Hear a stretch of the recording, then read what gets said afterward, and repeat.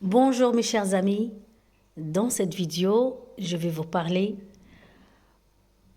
de certains mécanismes cachés qui s'opèrent à travers le transfert d'énergie, le transfert d'aura et le transfert des belles choses de votre âme chez les autres personnes malveillantes et votre récupération de leur mal-être et de leur karma, par exemple. Alors, les amis, ce sujet abstrait, certains d'entre vous qui n'ont pas encore atteint l'éveil spirituel peuvent ne pas croire en cela. Et d'autres qui ont déjà un petit éveil et qui sont déjà en train d'écouter cette chaîne, bien sûr, ils vont rejoindre mon idée et ils vont même confirmer ce que je vais dire. Les amis, l'expérience de vie modeste que j'ai accumulée durant mes années sur cette terre m'ont appris beaucoup de choses. Ce sont des choses qu'on n'apprend pas à l'école. Ce sont des choses que malheureusement font énormément de dégâts et qu'il n'y a que certains élites qui en ont conscience. Pourquoi ces élites, ils sont toujours d'ailleurs entre eux, dans leur environnement, parce que tous les gens qu'ils côtoient en général ont les mêmes résultats qu'eux. Ils baignent dans une certaine aura et de certaines énergies. Et donc, il n'y a pas de transfert d'énergie malsaine. Au contraire, il y a la même énergie qui est échangée et partagée. Et c'est pour cette raison-là et que ces élites sont toujours au sommet. Et c'est toujours les mêmes. D'ailleurs, vous les voyez, ils s'associent dans les affaires, que ce soit dans le business de la musique, que ce soit dans l'industrie. Vous avez l'impression qu'il y a une concurrence, mais il n'en est rien. C'est les mêmes personnes qui partagent le marché entre eux et empêchent les autres d'y accéder. Et ce qui se passe avec les personnes malveillantes, quand vous êtes dans un environnement malveillant, il y a un autre transfert. Donc vous êtes là par erreur parce que vous devez vous retrouver avec des gens qui ont la même énergie que vous, qui ont le même alignement que vous, mais par votre faute et votre ignorance, vous retrouverez avec des gens qui ne sont pas de votre level, qui ne sont pas de votre gabarit et qui n'ont pas le même éveil que le vôtre. Et donc, du coup, qu'est-ce qui se passe? Du coup, en fait, vous vous retrouvez en train de vous voler votre énergie, vous volez vos bénédictions, vous volez vos grâces, vous volez ce que Dieu a mis en vous, parce que justement, vous n'étiez pas censé se retrouver avec ces gens-là et plutôt faire comme l'élite, se retrouver avec des gens qui vous ressemblent. Et pourquoi vous vous êtes retrouvé avec une personne qui est là pour vous voler votre énergie? Parce qu'à la base, il y avait des dysfonctionnements chez vous et vous n'avez pas pris conscience de votre valeur, ni de votre confiance en vous, ni de vos talents, parce que vous avez certainement vécu des traumas dans l'enfance ou vous avez vécu une mauvaise expérience avec quelqu'un qui vous a fait croire que vous êtes une personne pas à la hauteur et donc du coup, vous avez mendié l'amour tout au long de votre vie à travers une personne toxique qui vous jette les miettes. Elle vous donne les miettes alors que vous méritez la boulangerie. Je le répète toujours cette image-là parce qu'elle me parle et j'espère qu'elle vous parle aussi. Vous méritez la boulangerie et vous vous contentez des miettes. Les amis, il va falloir faire un travail. Qu'est-ce qui a permis à ces personnes de vous voler votre énergie et vous laisser séduire à un stade où vous avez abandonné vous-même à cette personne. Donc en fait, votre identité, elle s'est transférée chez l'autre personne et tout ce que la personne toxique, malveillante est en train d'accomplir dans la vie, c'est à votre détriment. Parce qu'en fait, c'est elle qui s'engraisse de votre robinet, de votre générosité, de votre amour. Parce que vous savez, ce n'est pas facile d'être une personne joyeuse, d'avoir la connaissance de la joie, d'avoir la connaissance de la maladie, de la paix, même si on a des problèmes de santé, même si on a des problèmes, ce n'est pas donné à tout le monde. Donc ça, c'est un don que Dieu vous donne. Et l'autre personne qui est avec vous pour voler votre énergie, elle aimerait tellement être avec vous.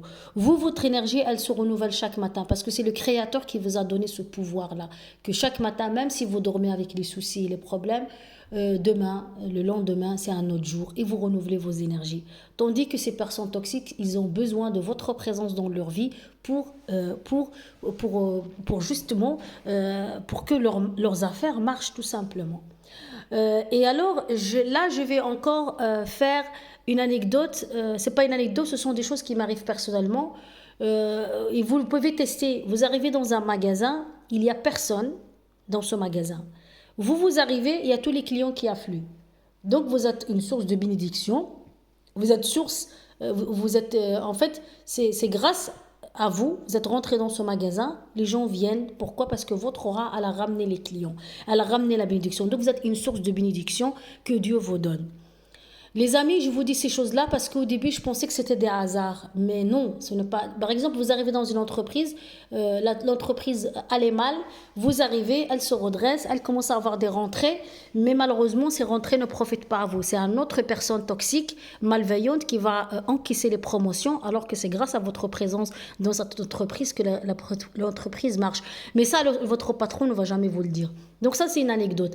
Donc les amis, qu'est-ce qui se passe? Donc en fait, ce transfert d'énergie, le pire des transferts, c'est celui qui se fait avec une personne qui est toxique, qui est malveillante, un cobra, un serpent introverti.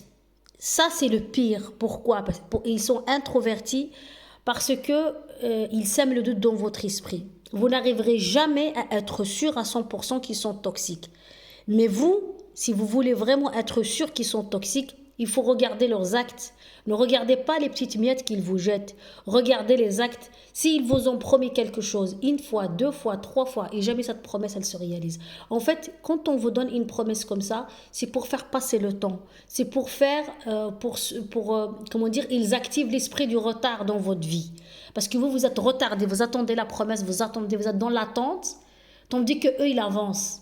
C'est comme quelqu'un qui te dit, ben, prête-moi ton argent, et dès que je fais telle chose ou telle chose, je te le rends. Mais il ne te le rend jamais. Mais en attendant, lui, avec ton argent, il a accompli des affaires, il a fait des business, il a fait plein de choses. Mais toi, tu restes toujours au même stade. Et le jour où lui, il évolue, il gagne de l'argent, ça sera la même chose. Il ne va pas te rendre ton argent. Et donc, du coup, toi, c'est cet argent-là que tu as prêté, tu l'aurais gardé pour toi. Ok, et tu aurais aussi monté ton entreprise, tu serais au même level que cette personne ou tu la dépasserais. Mais c'est ça les côtés machiavéliques. Le côté machiavélique et le côté vicieux de ça, il réside là-dedans. Parce qu'en fait, on utilise votre vie. Vous êtes le carburant de cette personne. Parce que vous savez, Dieu, il a créé des gens. Ils ne sont pas tous destinés au paradis.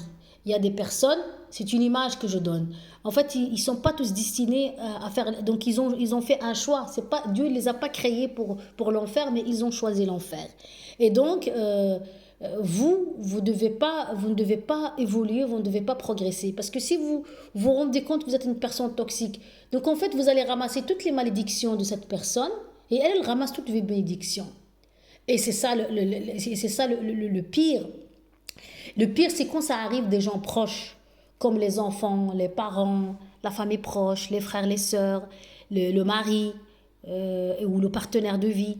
Donc, en fait, ou même votre patron, parce que votre patron, il s'engraisse, il s'enrichit grâce à votre fruit et à votre aura aussi, parce que vous êtes là, parce qu'une idée, c'est une richesse. Quand vous donnez une idée à votre entreprise, vous croyez quoi? Votre idée, votre patron va la mettre en place et elle va lui ramener beaucoup de richesses. Et vous avez quoi? Vous avez que dalle. Donc les amis, je vous dis ces choses-là parce que vous devez être conscient que cette vie, elle est très énergétique, elle est très spirituelle. Elle est spirituelle et elle est énergétique. Ok? Et donc, vous savez, les élites qui nous commandent, eux, ils savent toutes ces choses-là. Mais c'est pour ça qu'ils veulent, l'école est obligatoire. Comme ça, vous aurez toujours les mêmes savoirs à l'école et vous n'aurez pas une ouverture vers ces connaissances-là. C'est pour ça que même s'il y a des personnes qui veulent proposer de se former pour le monde énergétique, pour le monde spirituel, pour la relation avec le divin, pour qu'est-ce que ça apporte le fait d'être connecté au divin.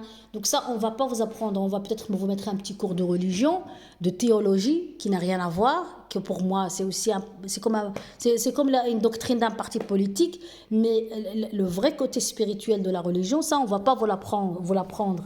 Vous comprenez? Donc, dans la religion, moi, je me souviens quand j'avais des cours d'éducation de religion, en fait, qu'est-ce qu'on nous apprenait? On nous apprenait la pratique, comment faire ci, comment faire telle prière, comment faire ça, comment faire ça.